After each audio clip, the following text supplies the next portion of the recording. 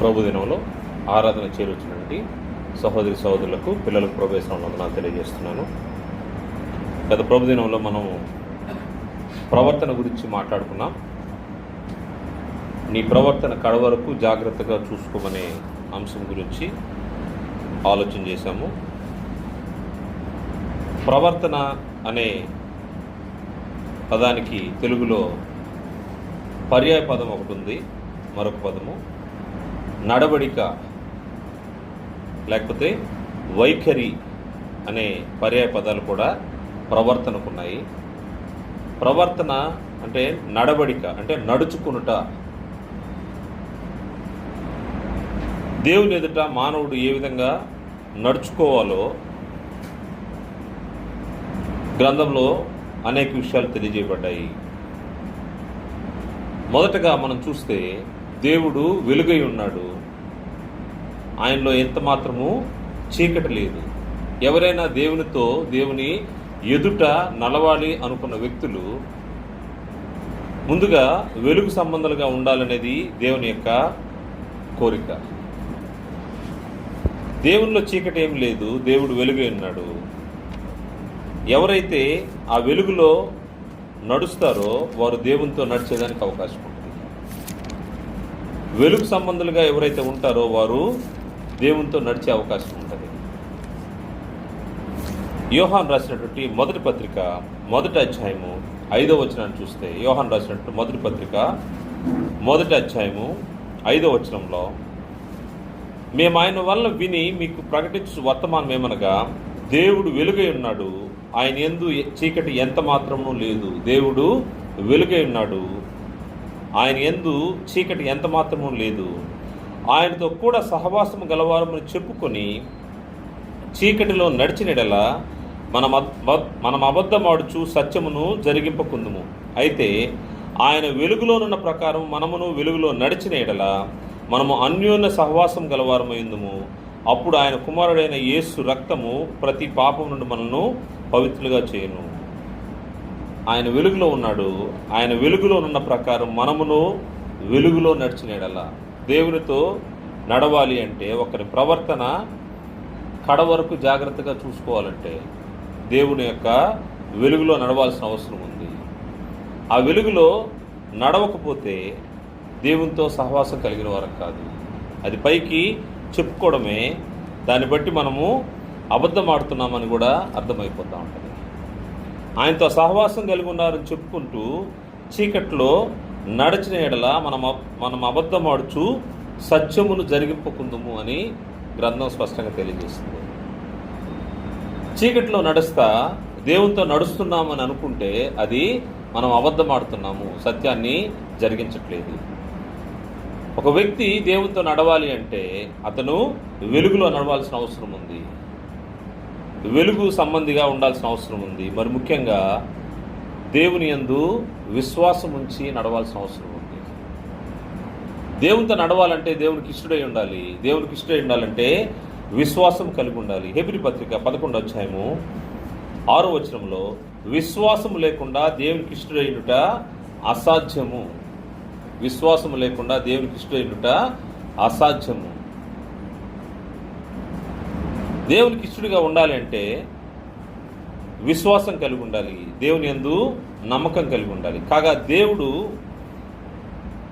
దేవుని యొద్దకు వచ్చేవాడు ఆయన ఉన్నాడనియు తన్ను వెదుకు వారికి ఫలము దయచేయవాడు అని నమ్మవలను కదా. ఎవరైతే ఆయన యందు విశ్వాసం ఉంచుతారో ఆయన యొద్దకు వచ్చేవాళ్ళు ఆయన ఉన్నాడని, ఆయన ఫలము దయచేయవాడని ఎరిగి రావాల్సిన అవసరం ఉంది. దేవునితో నడవడం అనే ఈ ప్రవర్తనకు సంబంధించినటువంటి విషయాన్ని మనము ఆలోచన చేస్తే, ఆయన వెలుగై ఉన్నాడు, ఆ వెలుగులో ఆయన నడవాలంటే మనము విశ్వాసం కలిగి ఉండాలి, విశ్వాస జీవితాన్ని కలిగి ఉండాలి. విశ్వాసం లేకుండా దేవునికి ఇష్టడినుట అసాధ్యము.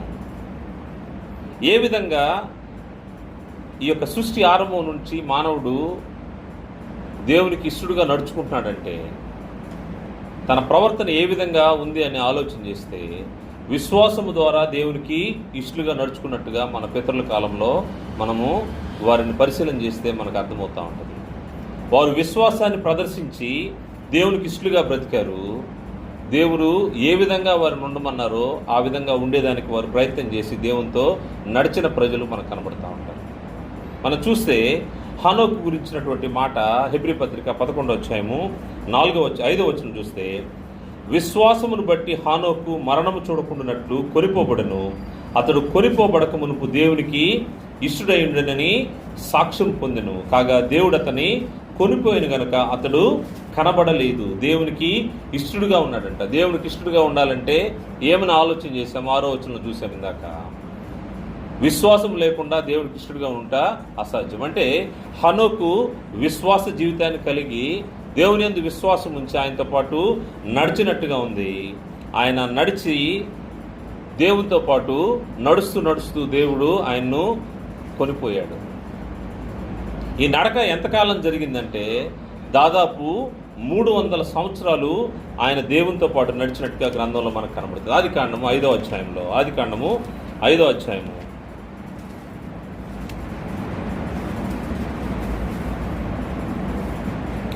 22వ వచనం చూస్తే, ఆదికాండము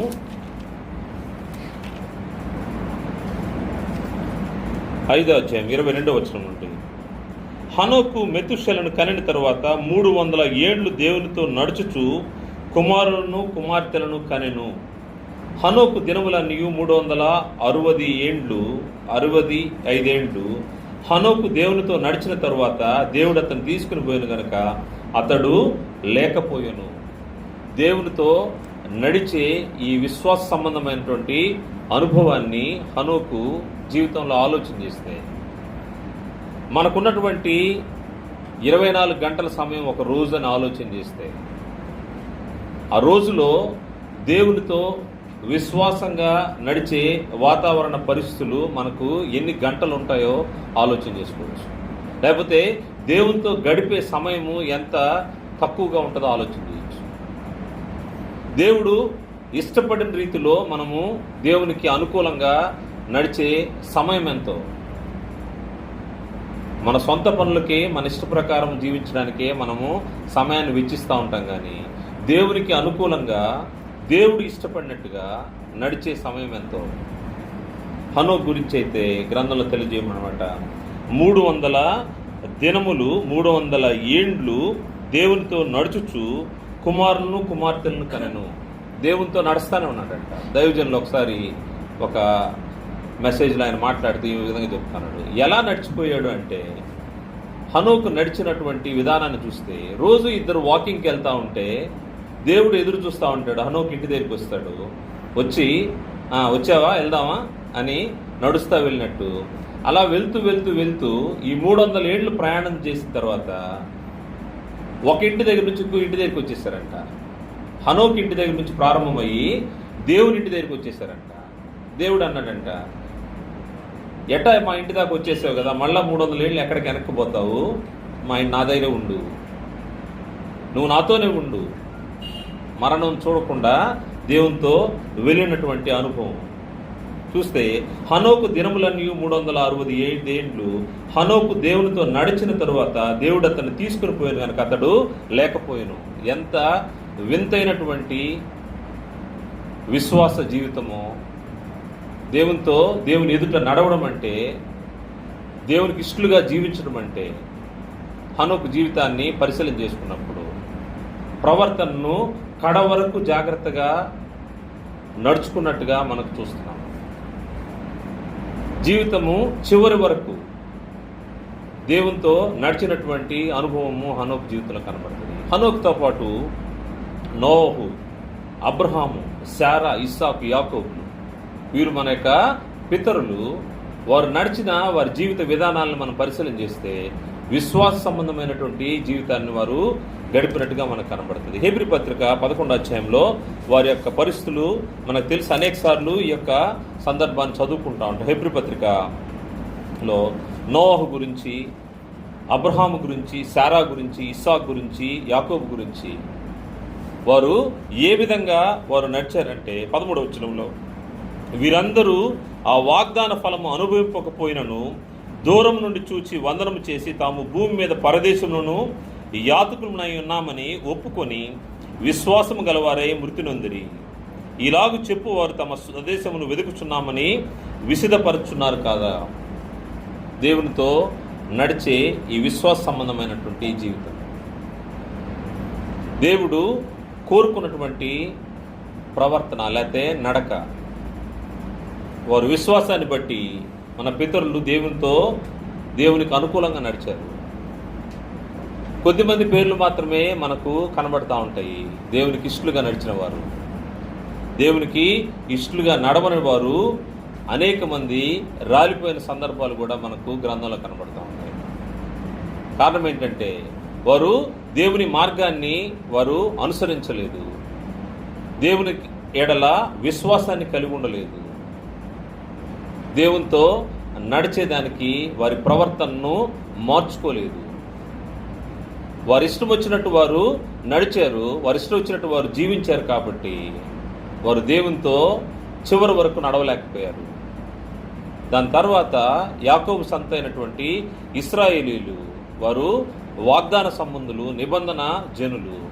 వారు ఏ విధంగా నడిచారో ఆలోచన చేస్తే వారు ఏ విధంగా నడవాలని దేవుడు కోరుకున్నాడంటే దేవుని యొక్క ఆజ్ఞలను బట్టి, కట్టడలను బట్టి, న్యాయ విధులను బట్టి వారు నేను చెప్పిన విధంగా నడవాలనేది దేవుని కోరిక అయినది. కానీ ఆ ప్రకారం నడిచారో లేదో గ్రంథంలోంచి పరిశీలన చేద్దాము. లేవికాండము 18వ అధ్యాయము, లేవికాండము 18వ అధ్యాయము మొదటి 5 వచనాలు పరిశీలన చేస్తే,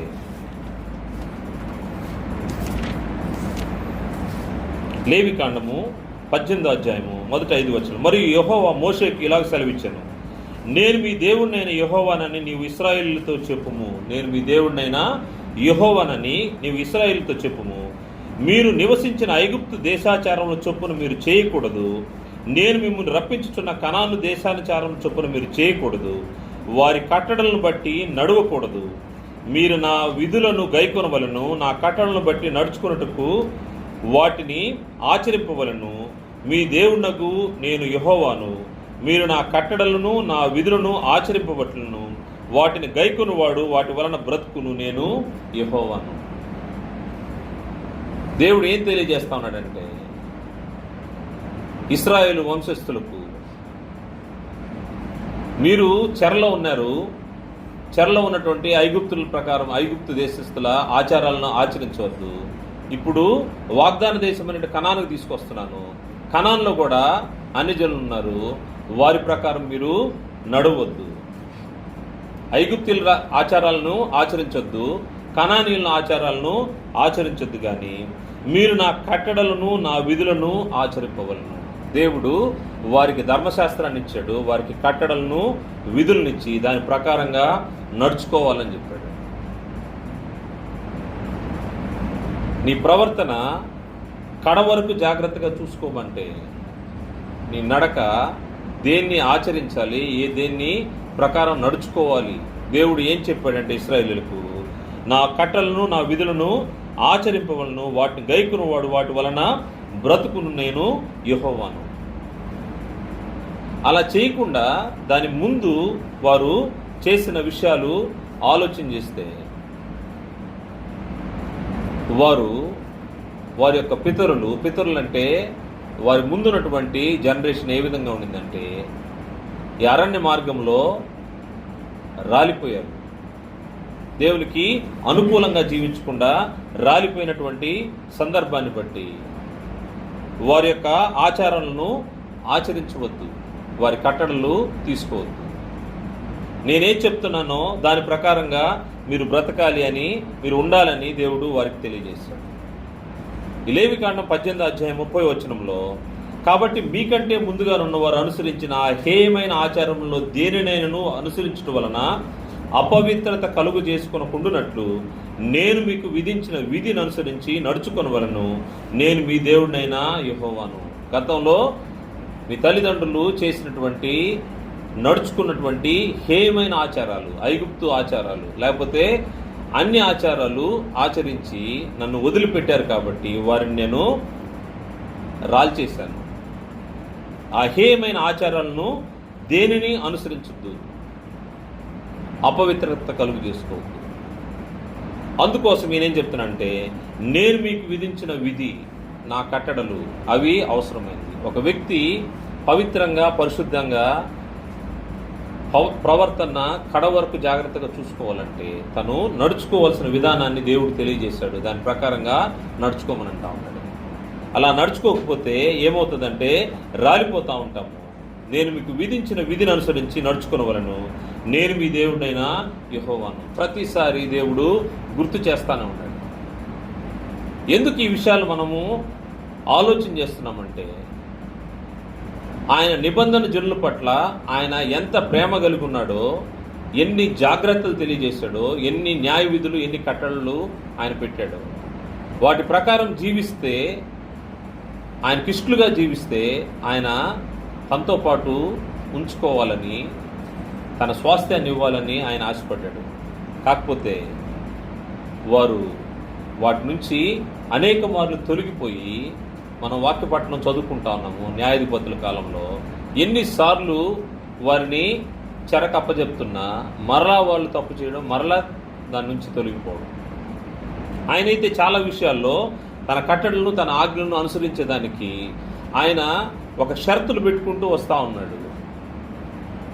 మీరు ఈ పని చేస్తే నేను మీకు ఈ పని చేస్తాను అంటూ ఆయన ఆజ్ఞలను, ఆయన విధులను అనుసరించడానికి కొన్ని షరతులు పెడుతూ వారిని ఆశీర్వదిస్తూ వస్తున్నటువంటి విషయాన్ని మనం చూస్తే ఆయన చెప్తున్న మాట, నా కట్టడలను అనుసరిస్తే మీకు ఏం జరుగుతూ ఉంటుందంటే, మీరు ఉండబోయే దేశంలో ఆ దేశం మిమ్మల్ని కక్కివేయకుండానట్లు. అంటే మీరు ఉండబోయే దేశము మీకు తెలియని దేశము, ఆ దేశం మిమ్మల్ని విసర్జించకుండా ఉండే విధంగా ఆ దేశంలో మిమ్మల్ని కాపాడుతాను. కాపాడాలి అంటే మీరు నా ఆజ్ఞలను పాటించాలి, నా కట్టడలను, నా విధులను మీరు గమనించాల్సిన అవసరం ఉందని లేవికాండము 18వ అధ్యాయము, లేవికాండము 20వ అధ్యాయము 22వ వచనము, లేవికాండము 20వ అధ్యాయము 22వ వచనంలో, కాబట్టి మీరు నివసించినట్లు నేను ఏ దేశంలోకి మిమ్మల్ని తీసుకుని పోవచ్చున్నానో ఆ దేశం మిమ్మల్ని కక్కివేయకుండానట్లు మీరు నా కట్టడలన్నింటినీ, నా విధులన్నింటినీ అనుసరించి నడుచుకునేవారు. మీరు ఉండబోయే దేశము పాలు తేనెలు ప్రవహించే దేశము. ఆ దేశంలో మీరు క్షేమంగా ఉండాలి అంటే నా న్యాయ విధులు, నా కట్టడలను, నా ఆజ్ఞలను పాటించాల్సిన అవసరం ఉంది. లేకపోతే ఆ దేశం మిమ్మల్ని తరిమేస్తుంది, కక్కివేయినట్లు అంట. అంటే ఆ దేశంలో ఉంచుకోకుండా తరిమివేయబడే పరిస్థితి ఏర్పడకుండా ఉండాలంటే మీరు నా న్యాయ విధుల్ని అనుసరించాలి అని ప్రభువారు తెలియజేశారు. ఆయన ఆజ్ఞలను, ఆయన కట్టడలను ఇచ్చే ముందుగా ఆయన చెప్తున్నాడు, ఎప్పుడైతే నాకు ఇష్టలుగా మీరు బ్రతుకుతారో మీకు సమయాన్ని బట్టి వర్షము, సమయాన్ని బట్టి పంటలు, సమయాన్ని బట్టి ఆహారము, ఏది కొదువు లేకుండా చూసుకుంటానని ఆయన తెలియజేస్తున్నాడు. 26వ అధ్యాయము, లేవికాండము 26వ అధ్యాయము మొదటిని చూస్తే, మీరు విగ్రహములు చేసుకొనకూడదు, చెక్కిన ప్రతిమను కానీ బొమ్మను కానీ నిలువ పెట్టకూడదు, మీరు సాగిలి పట్టుకు ఏదో ఒక రూపమును చెక్కబడిన రాతిని మీ దేశంలో నిలుపకూడదు. నేను మీ దేవుడైన యెహోవాను. నేను నియమించిన విశ్రాంతి దినములను మీరు ఆచరింపవలను, నా పరిశుద్ధ మందిరమును సన్మానింపవలను. నేను యెహోవాను. మీరు నా కట్టలను బట్టి నడుచుకుని నా ఆజ్ఞలను ఆచరించి వాటిని అనుసరించి ప్రవర్తించిన ఎడల మీ వర్షకాలములలో మీకు వర్షమిచ్చేదను, మీ భూమి పంటలనిచ్చును, మీ పొలముల చెట్లు ఫలించును, మీ ద్రాక్ష పండ్ల కాలం వరకు మీ నూర్పు సాగుచుండును, మీరు తృప్తిగా భుజించి మీ దేశంలో నిర్భయముగా నివసించెదరు. మీకు ఆహారాన్ని, మీకు తిండిని, మీకు సెక్యూరిటీని నిర్భయంగా ఈ దేశాన్ని స్వతంత్రించుకున్నప్పుడు, ఈ పాలు తేనెలు ప్రవహించే దేశంలో మీరు హేయమైన క్రియలు చేయకుండా, విగ్రహాలు చేసుకోకుండా, వేరే దేనికి సాగిలి పడకుండా, మొక్కకుండా నా వైపు, నా ఆజ్ఞల వైపు తిరిగితే, నా వైపు ఉంటే మీకు జరిగే మేలు ఏంటంటే, మీకు కాలాలను బట్టి వర్షాలు, ఋతువులను బట్టి వర్షాలు ఇస్తాను, భూమి పంట ఇస్తుంది, ద్రాక్ష చెట్లు ఫలాలను ఇస్తాయి, ఏ కొదువు లేకుండా మిమ్మల్ని చూసుకుంటాను. మరి ముఖ్యంగా ధైర్యంగా ఉంటారు, మీ దేశంలో నిర్భయంగా నివసించెదరు. దేవుడు ఆజ్ఞల విషయంలో, ఆయన కట్టడల విషయంలో తన నిబంధన జనులకు చాలా జాగ్రత్తలు చెప్తూ ఆ జాగ్రత్తలు పాటించిన దాన్ని బట్టి వారికి మేలులు దయచేస్తూ వస్తూ ఉన్నాడు. మీరు క్షేమంగా ఉండడానికి సమస్తాన్ని ఇస్తానంటున్నాడు. ముఖ్యంగా మీరు నా కట్టడలను నా ఆజ్ఞలను అనుసరించి నడుచుకుంటే మీరు దీర్ఘాయుష్మంతులు అవుతారు, దీర్ఘాయుష్మంతుల్ని చేస్తానంటా ఉన్నాడు. ద్వితీయోపదేశకాండము 5వ అధ్యాయము 33వ వచనంలో, ద్వితీయోపదేశకాండం 5వ అధ్యాయం 33వ వచనంలో, కాబట్టి మీరు కుడికే గాని ఎడమకే గాని తిరుగక మీ దేవుడైన యెహోవా ఆజ్ఞాపించినట్లు చేయుటకు జాగ్రత్త పడవలను. మీరు స్వాధీనపరచుకునే దేశంలో మీరు జీవించుచు మేలు కలిగి దీర్ఘాయుష్మంతులగినట్లు మీ దేవుడైన యెహోవా మీకు ఆజ్ఞాపించిన మార్గములన్నిటిలో నడుచుకొనవలను. వేటిలో నడుచుకోవాలా? దేవుడిచ్చినటువంటి ఆజ్ఞల పట్ల నడుచుకోవాలి. దాంట్లో కుడికి కానీ ఎడమకు కానీ తొలగిపోకూడదు. తొలగకుండా నడుచుకుంటే ఆయన మీకు దీర్ఘాయుష్మంతులుగా చేస్తూ ఉంటాడు. ఆయన ఆజ్ఞల పట్ల మీరు చూపించే విధేయతను బట్టి ఆయన మీకు మేలు చేస్తూ ఉంటాడు, దీర్ఘాయుష్మంతులుగా చేస్తానంటున్నాడు, మరియు మిమ్మల్ని అభివృద్ధి చేస్తానంటున్నాడు. 6వ అధ్యాయం ద్వితీయోపదేశకాండము 6వ అధ్యాయము 3వ వచనం చూస్తే ఆయన ఏ విధంగా అభివృద్ధి చేస్తాడో చూస్తాము. కాబట్టి ఇశ్రాయేలు నీ పితరుల దేవుడైన యెహోవా నీతో చెప్పిన ప్రకారము పాలు తేనెలు ప్రవహించు దేశములో మేలు కలిగి బహుగా అభివృద్ధి నొందినట్లు నీవు వాటిని విని అనుసరించి నడుచుకొనవలను. ఇశ్రాయేలు వినుము, మన దేవుడైన యెహోవా అద్వితీయుడగు యెహోవా నీ పూర్ణ హృదయముతోనూ నీ పూర్ణ ఆత్మతోనూ నీ పూర్ణ శక్తితోనూ నీ దేవుడైన యెహోవాను ప్రేమింపవలను. నేడు నేను నీకు ఆజ్ఞాపించి ఈ మాటలు నీ హృదయంలో ఉండవలను. నీవు నీ కుమారులకు వాటిని అభ్యసింపచేసి నీ ఇంట కూర్చుండునప్పుడు, నువ్వు త్రోవను నడుచున్నప్పుడు, పండుకున్నప్పుడు, నువ్వు లేచినప్పుడును వాటిని గురించి మాట్లాడవలను. సూచనగా వాటిని నీ చేతికి కట్టుకునవలను. అవి నీ కన్నుల నడుమ బాసికం వలె ఉండును. నీ ఇంటి ద్వార బంధముల మీద, నీ గౌనుల మీద వాటిని వ్రాయవలను. నీ పూర్ణ హృదయంతోనూ నీ పూర్ణ ఆత్మతోనూ నీ పూర్ణ శక్తితోనూ నీ దేవుడైన యెహోవాను ప్రేమింపవలను. దేవుని యొక్క ఆజ్ఞ ప్రకారము జీవించే వారికి ఆయన ఏం చేస్తున్నాడంటే, ఆయన మేలు కలిగి బహుగా అభివృద్ధి నొందినట్లు నీవు వాటిని విని అనుసరించి నడుచుకునవలను. దేవుని ఆజ్ఞల ప్రకారము నడుచుకుంటే జరిగే మేలు ఏంటంటే నువ్వు బహుగా ఫలించి అభివృద్ధి పొందుతావు. దేవుని ఆజ్ఞలను అనుసరించి నడుచుకుంటే గ్రంథం చెప్తున్నమాట నీతి కలుగుతుంది. 6వ అధ్యాయం 25వ వచనం చూస్తే, 6వ అధ్యాయం చివరి వచనంలో, మన దేవుడైన యెహోవా మనకు ఆజ్ఞాపించినట్లు ఆయన సన్నిధిని ఈ సమస్తమైన ఆజ్ఞలను అనుసరించి మనము నడుచుకున్నప్పుడు మనకు నీతి కలుగును. దేవుని నీతి, దేవుని ఆజ్ఞల విషయంలో, ఆయన కట్టడల విషయంలో ఏ విధంగా నడుచుకోవాలో, అంటే నువ్వు ఏ విధంగా ప్రవర్తించాలో దేవుడు స్పష్టంగా తెలియజేశాడు. ఇశ్రాయేలుకు, తన నిబంధన జనులకు ఆయన అనేక విషయాలు చూశాడు. నేను త్వరగా వెళ్తాను. అదేవిధంగా ఆయన 1000 తరముల వరకు కృప చూపుతానని తెలియజేస్తాడు. ద్వితీయోపదేశకాండము 7వ అధ్యాయము 9వ వచనంలో, ద్వితీయోపదేశకాండము 7వ అధ్యాయము 9వ వచనంలో, కాబట్టి నీ దేవుడైన యెహోవా తానే దేవుడిననియు తన్ను ప్రేమించి తన ఆజ్ఞలను అనుసరించి నడుచుకున్న వారికి తన నిబంధనలు స్థిరపరచువాడును, 1000 తరముల వరకు కృపచూపువాడును, నమ్మదగిన దేవుడిననియు తన్ను ద్వేషించు వారిలో ప్రతి వారిని బహిరంగముగా నశింపజేయుటకు వారిని దండన విధించువాడనియు నీవు తెలుసుకొనవలెను. ఆయన 1000 తరముల వరకు కృపచూపువాడు. ఆయన ఆజ్ఞలను అనుసరించే వారికి ఆయన 1000 తరముల వరకు కృప చూపువాడు. మరియు ఆయన ఆజ్ఞలను అనుసరిస్తే మీలో భేదవాడే ఉండడు అని ఆయన మరొక చోట చెప్తా ఉన్నాడు. మీలో భేదవాడు ఉండడంట. ద్వితీయోపదేశకాండము 15వ అధ్యాయము 5వ వచనంలో, కావున నేడు నేను నీకు ఆజ్ఞాపించిన ఈ ఆజ్ఞలన్నింటిని అనుసరించి నడుచుకున్నటకు నీ దేవుడైన యెహోవా మాటను జాగ్రత్తగా వినిన ఎడల మీలో భేదలు ఉండనే ఉండరు. ఇటువంటి మాటలు దేవుడు తన నిబంధన జనులకు తెలియజేశాడంటే, ఆయన ఆజ్ఞలను అనుసరించి నడుచుకుంటే ఆయన చేయబోయే చేస్తానన్న మేలు, ఆయనతో నడవాలి అంటే ఆయన ఆజ్ఞను అనుసరిస్తూ ఉండాల్సిన అవసరం ఉంది. అదేవిధంగా భూమి మీద ఉన్న సమస్త జనముల కంటే నిన్ను హెచ్చిస్తానన్నాడు. భూమి మీద ఉండే జనాలు, ఇశ్రాయేలు జనాంగాన్ని భూమి మీద ఉండే జనాంగాలన్నిటికంటే కూడా హెచ్చుగా నిలుపుతా అన్నాడు. ద్వితీయోపదేశకాండం 28వ అధ్యాయము 1వ వచనంలో ఈ యొక్క మాట మనకు కనబడుతుంది. మరియు ఆయన చెప్తున్న మాట, నిన్ను ప్రతిష్ఠిత జనముగా చేస్తానన్నాడు. ఆయన ఆజ్ఞలను అనుసరిస్తే ఆయన తన కొరకు ప్రతిష్ఠించుకుంటాడంట. ద్వితీయోపదేశకాండం 28వ అధ్యాయం 9వ వచనంలో ఆయన ప్రతిష్ఠిత జనముగా చేస్తానన్నాడు.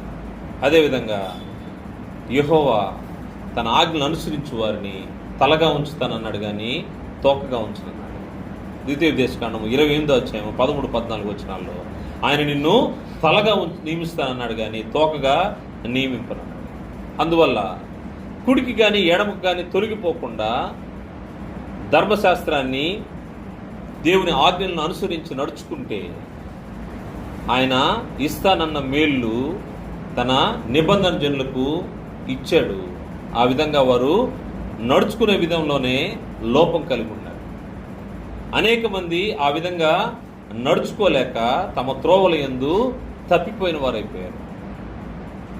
ఎవరైతే నడుచుకున్నారో వారు క్షేమాన్ని కలిగి వారి యొక్క జీవితాన్ని కొనసాగించారు. మనం చూసాము పితరుల యుగంలో ఏ విధంగా నడుచుకున్న, దేవుని ఆజ్ఞానుసారంగా విశ్వాసం కలిగి నడుచుకున్న మనుషులు చూసాము. అదేవిధంగా తన నిబంధన జనులైనటువంటి ఇశ్రాయేలీలు, వారికి దేవుడు ఏర్పాటు చేసినటువంటి, అనుగ్రహించినటువంటి ఈవులు, ప్రతిదానికి ఆయన విధులను, ఆయన కట్టడలను అనుసరించి నడుచుకోవాలనేది దేవుని యొక్క కోరిక.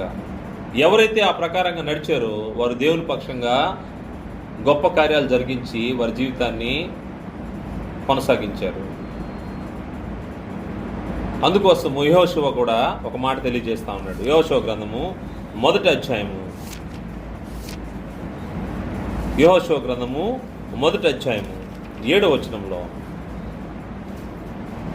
అయితే నీవు నిబ్బరము కలిగి జాగ్రత్త పడి బహుధైర్యముగా నుండి నా సేవకుడైన మోషే నీకు ఆజ్ఞాపించిన ధర్మశాస్త్రం అంతటి చొప్పున చేయవలను. నీవు నడుచు ప్రతి మార్గమున చక్కగా ప్రవర్తించినట్లు నీవు దాని నుండి కుడికి కానీ ఎడమకు కానీ తొలగకూడదు. కుడికి కానీ ఎడమకు కానీ తొలగకూడదు. ఎవరైతే ఆ విధంగా జీవిస్తారో వారు దేవుడు అనుగ్రహించే ప్రతి ఈవిని పొందుకుంటా ఉంటారు. కీర్తనకారులు తెలియజేస్తున్న మాట, కీర్తన 128వ కీర్తన 1వ అధ్యాయంలో, 128వ కీర్తన 1వ వచనంలో, యెహోవా యందు భయభక్తులు కలిగి ఆయన త్రోవల యందు నడుచు వారందరూ ధన్యులు. ధన్యులు.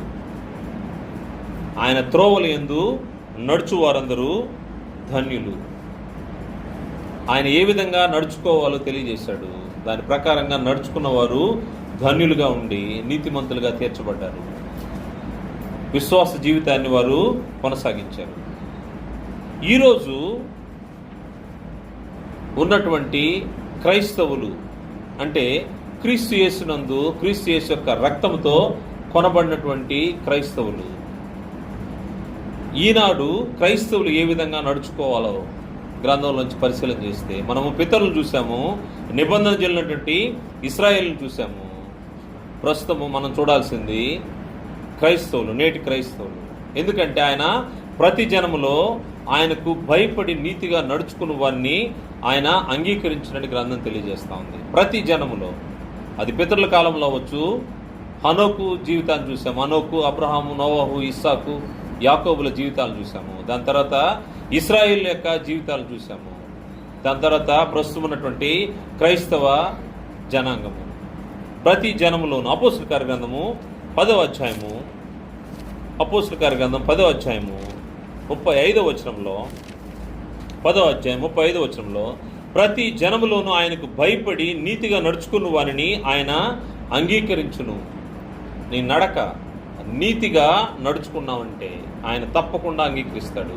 అది ప్రతి జనములో. మనం ఇంతవరకు 2 రకాల జనాంగాలను చూసాము. ఇప్పుడు క్రైస్తవ జనాంగం గురించి ఆలోచన చేస్తే క్రైస్తవులు నడుచుకోవాల్సినటువంటి విధానం, ప్రతి జనములో ఆయనకు భయపడి నీతిగా నడుచుకున్న వారిని ఆయన అంగీకరించును. నీతిగా నడుచుకోవడం అంటే ఎలాగో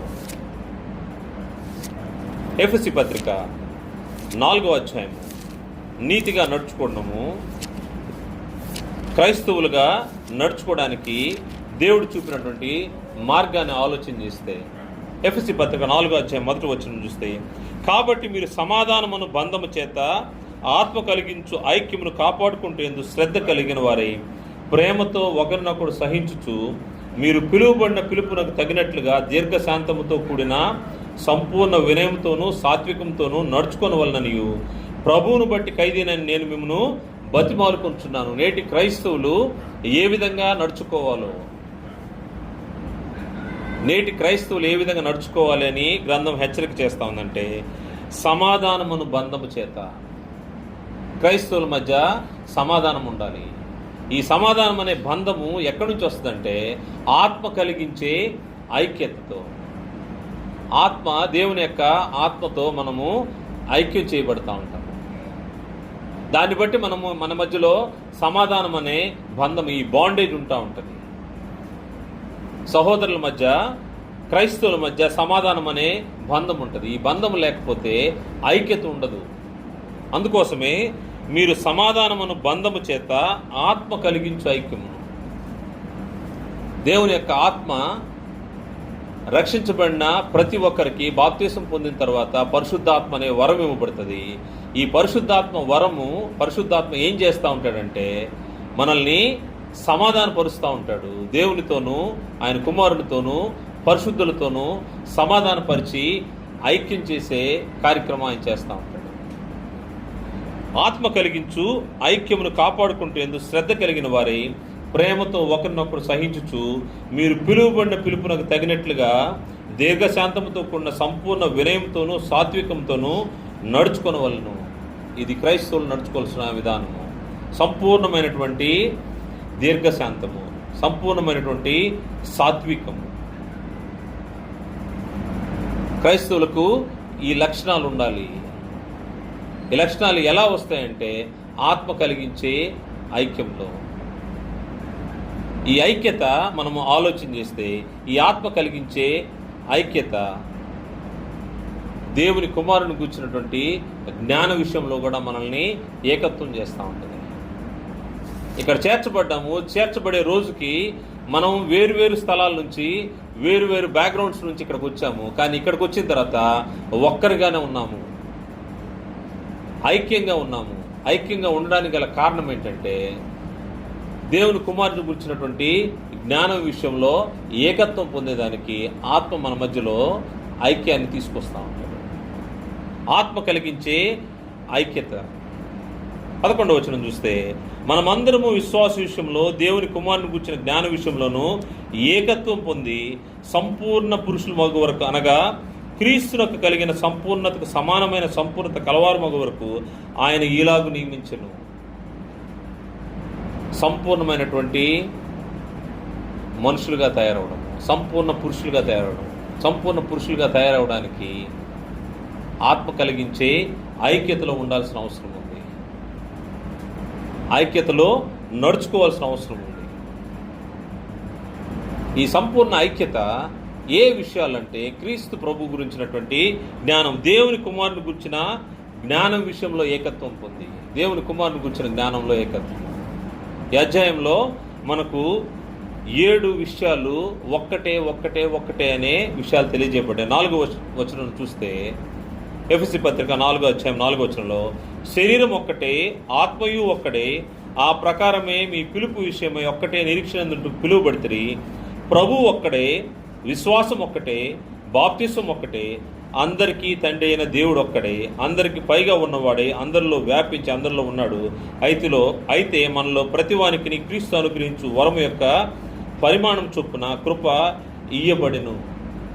ఈ ఒక్కటే అని తెలియజేయబడినటువంటి ఈ ఐక్యత, ఈ ఒక్కటే అనే విషయంలో, విశ్వాస విషయంలో ఐక్యత. నీ విశ్వాసానికి పునాది అయినటువంటి ఈ ఒక్కటే అనే విషయము తెలుసుకోవాల్సిన అవసరం ఉంది. శరీరం ఒక్కటే అన్నారు. శరీరం అంటే సంఘ వ్యవస్థ ఒక్కటే. ఇది కాకుండా వేరే సంఘాలు ఏం లేవు. నువ్వు నడుచుకోవాల్సిన విధానాన్ని గురించి ఆలోచన చేస్తే ఏది సంఘమో, ఏది దేవుని యొక్క శరీరమో ఎరిగి ఆ శరీరంలో అవయవంగా నడవాల్సిన అవసరం ఉంది. దాన్నే సంఘములో ఐక్యత.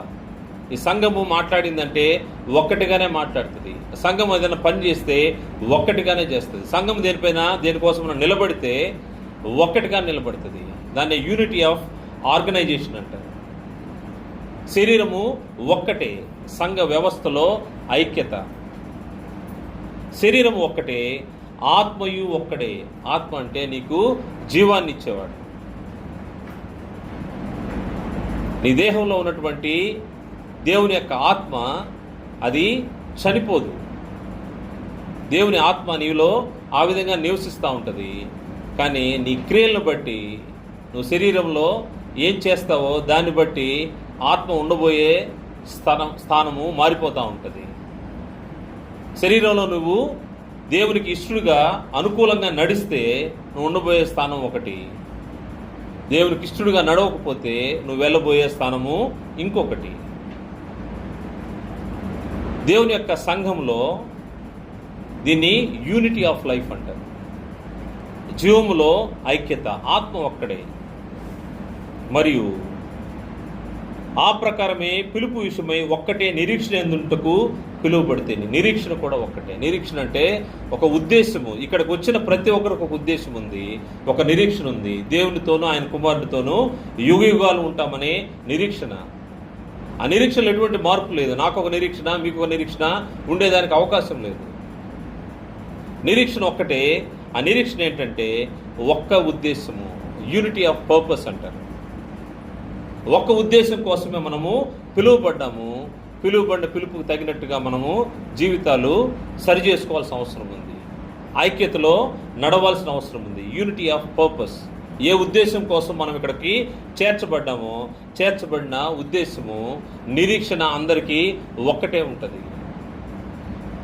ఆ ఒక్క నిరీక్షణ వైపుకే మన నడక ఉండాల్సిన అవసరం ఉంది. మనం నడుచుకునే విధానాన్ని ఆలోచన చేస్తే దేవుని ఎదుట మన నడక ఎలా ఉండాలంటే ఒక్క ఉద్దేశం కోసమే నడవాలి. యూనిటీ ఆఫ్ పర్పస్ అంటారు. అంటే ఆ ఒక్క ఉద్దేశం కోసమే నడవాల్సిన అవసరం ఉంది. మరియు ప్రభువు ఒక్కడే. మనకు ప్రభు ఒక్కడే. ప్రభు అంటే ప్రభుత్వం చేసేవాడు, అంటే అథారిటీ, అధికారము. ఈ ప్రభు యొక్క అధికారంలో సంఘము నడిపించబడతా ఉంటుంది. ఈ అధికారం ఒకటే, యూనిటీ ఆఫ్ అథారిటీ అంటారు. అంతేగాని వేరే ప్రభుత్వాలు ఉండవు. ప్యారలర్ గవర్నెన్స్ జరగదు. లోకంలో ఉండే ప్రభుత్వాల్లో జరుగుతూ ఉంటుంది. చీఫ్ మినిస్టర్ ఇంట్లో ఒక ప్రభుత్వం నడుస్తూ ఉంటుంది. చీఫ్ మినిస్టర్ గారి భార్య ఇంకో ప్రభుత్వాన్ని నడిపిస్తూ ఉంటుంది. లేకపోతే వారి మంత్రివర్గంలోనే ఇంకొక కూటమి ఇంకొక ప్రభుత్వాన్ని నడిపిస్తూ ఉంటుంది. ఇక్కడ అట్లా ఉండదు. దేవుని ఇంటిలో, దేవుని సంఘంలో ప్రభు ఒక్కడే, ప్రభుత్వము ఒక్కటే, అధికారం ఒక్కటే. ప్రభు వారి యొక్క అధికారం కిందనే మనము నడుస్తూ ఉంటాం. యూనిటీ ఆఫ్ అథారిటీ, ఐక్యత. ఐక్యత లేకపోతే, ప్రభు అధికారం కింద మనుషులు ఇక్కడ పనిచేయకపోతే ఇక్కడ ప్రభు యొక్క మాటలు జరగట్లేదని అర్థం. అందువల్ల ప్రభు ఒక్కడే అన్నప్పుడు దాని విషయంలో మనము దేవుని కుమారుని యొక్క జ్ఞాన విషయంలో సంపూర్ణ పురుషులగాలి. ఒకవేళ తెలియకపోతే ఇక్కడ నేర్పించబడే స్థలం ఇది. ఇక్కడ నేర్చుకోవాల్సిన అవసరం ఉంది. ఏ ఉద్దేశంతో పిలువబడ్డావో ఉద్దేశంలో ఐక్యత, unity of purpose, unity of authority. ప్రభు ఒక్కడే. ప్రభు ద్వారానే ఈ యొక్క అధికారము ఇక్కడ చలామణి అవుతూ ఉంటుంది. అదేవిధంగా ప్రభు తర్వాత విశ్వాసం ఒక్కటే.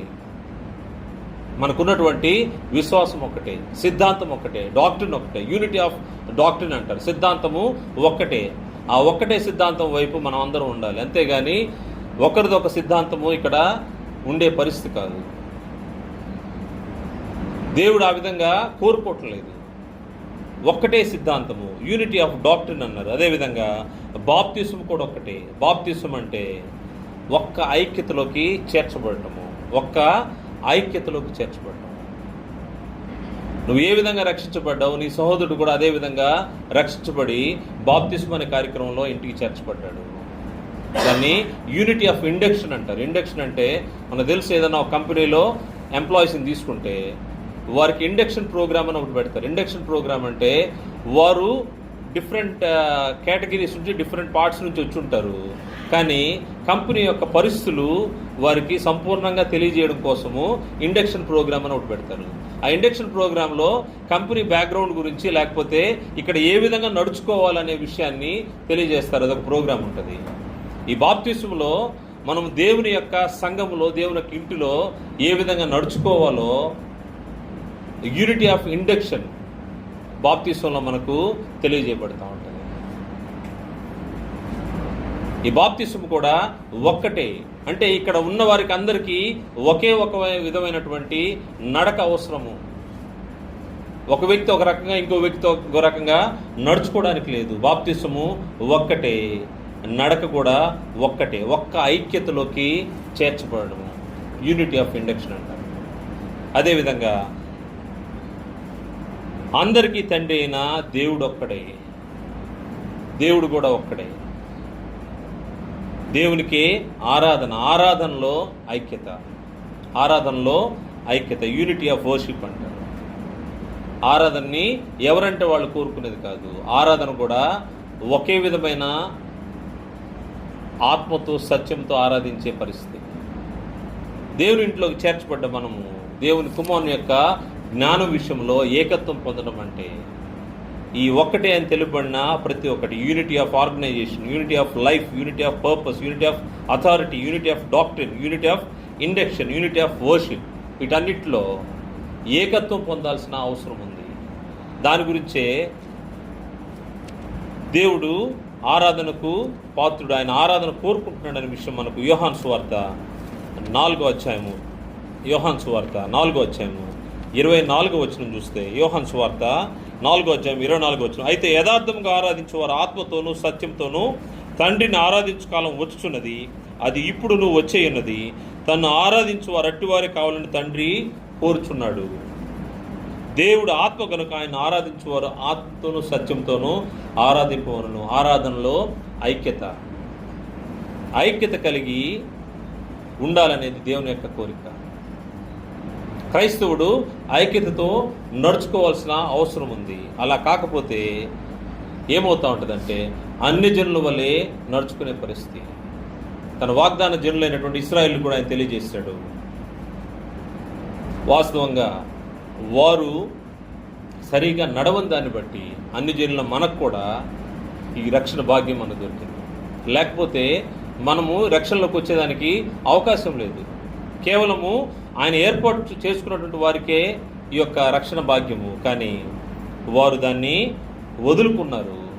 ఆయన ఆజ్ఞల ప్రకారం, కట్టల ప్రకారం నడుచుకోకపోయిన దాన్ని బట్టి అన్ని జనులైనటువంటి మనకు వచ్చింది. కానీ మనము క్రీస్తు యేసు యొక్క రక్తంలో కొనబడ్డాము, రక్షించబడిన తర్వాత అన్ని జనుల వలె ఉండకూడదనే విషయాన్ని గ్రంథము హెచ్చరిక చేస్తుంది. ఎఫెసు పత్రిక 4వ అధ్యాయము 17వ వచనం చూస్తే, ఎఫెసు పత్రిక 4వ అధ్యాయం 17వ వచనం నుండి, కాబట్టి అన్ని జనులు నడుచుకున్నట్లు మీరు ఇక మీద నడుచుకోవలదని ప్రభువునందు సాక్ష్యం ఇచ్చుచున్నాను.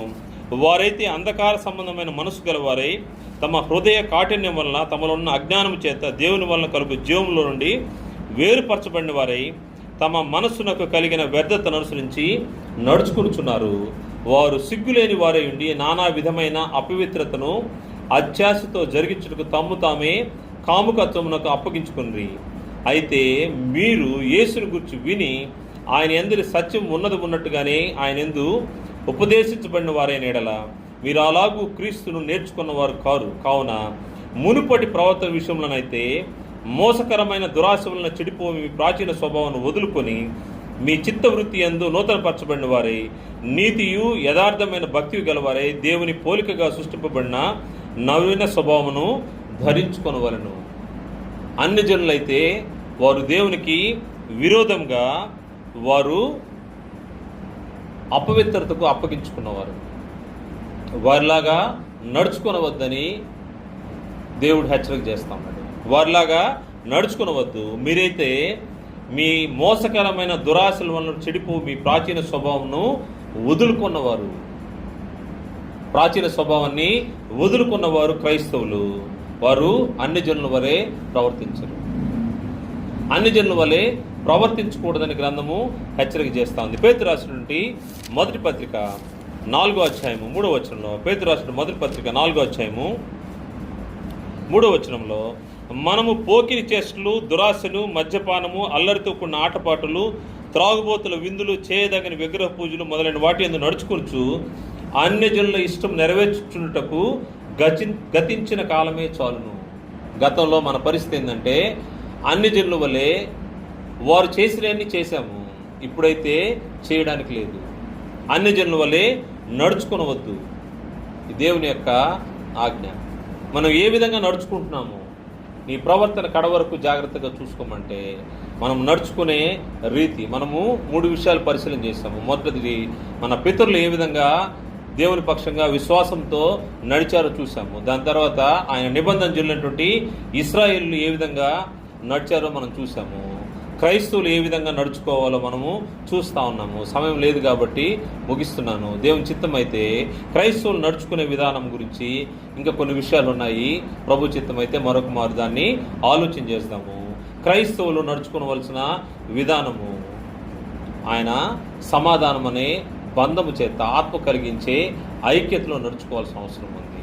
క్రీస్తు యేసులోకి మనం పిలువబడ్డాము. క్రీస్తు యేసు యొక్క రక్తం ద్వారా కొనబడిన మనము ఐక్యత కలిగి ఉండాల్సిన అవసరం ఉంది. ఆయన ఐక్యతలో మనం నివసించాలి. సంపూర్ణమైన దీర్ఘశాంతంతో, సంపూర్ణమైన సాత్వికంతో మనము నడుచుకోవాల్సిన అవసరం ఉంది. అన్ని జనుల వలె నడుచుకొనవద్దనే హెచ్చరికతో మనము ఈ యొక్క పాఠాన్ని ముగించుకుందాము. ప్రభు చిత్తం అయితే మరొక మారు మిగిలిన విషయాల్ని మాట్లాడుకుందాం. అందరికీ వందనాలు.